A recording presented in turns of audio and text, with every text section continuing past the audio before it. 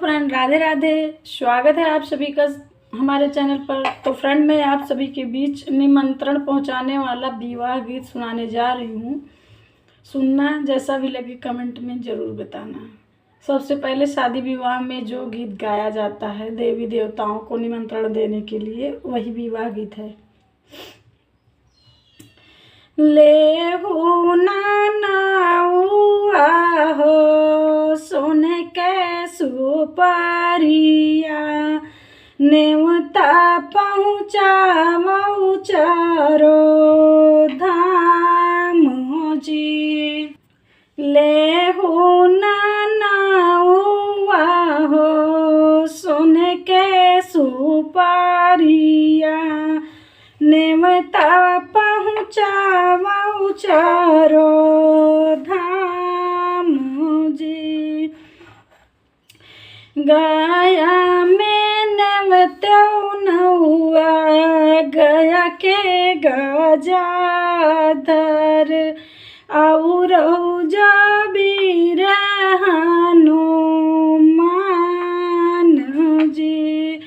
गया में नौआ, गया के गजाधर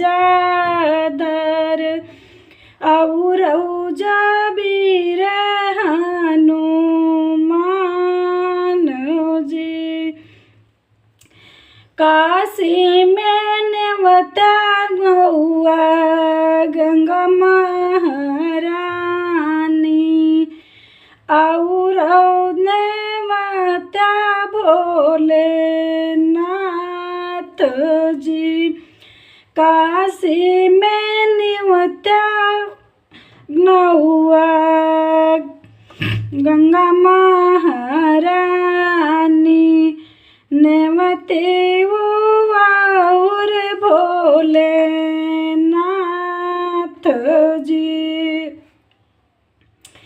धरती पे नेवता नौआ से सही नाग के, धरती पे नेवता नाऊ से सही नाग और राजा हरदी गाँठ जी।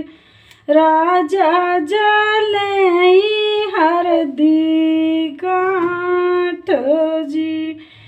धरती पे नेवता नौआ से सही नाग हो, राजा जलई हरदी गाँठ जी। गया से आए हाय, गया के गजाधर और वीर हनुमान जी।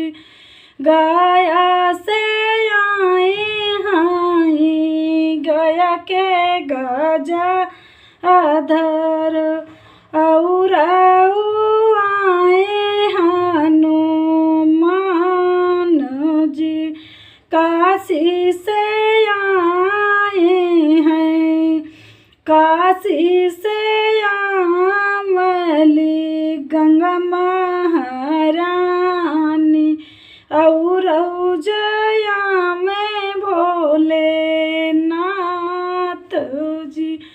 काशी से आवेली गंगा महारानी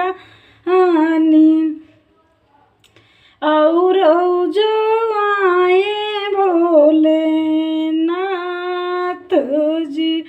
धरती से आमाई से सुजनगवा, पाई के निमंत्रण हमारू जी। धरती से आमाई से सही नागवा, पाई के निमंत्रण हमारू जी। सब देवी देव मिली दई है आशीष सब देवी देव मिली दई आशीषवा सफल पूरन भइल मोरा काजूजी सफल पूरन भइल मोरा काज जी धन धन भइल हो मोरी आंगनैया पड़ल गौरी नंदन के पाँव जी धनी धनी भइल हो मोरी आंगनैया जहाँ पड़ल गौरी नंदन के पाँव जी बर कन्या जुग जियँ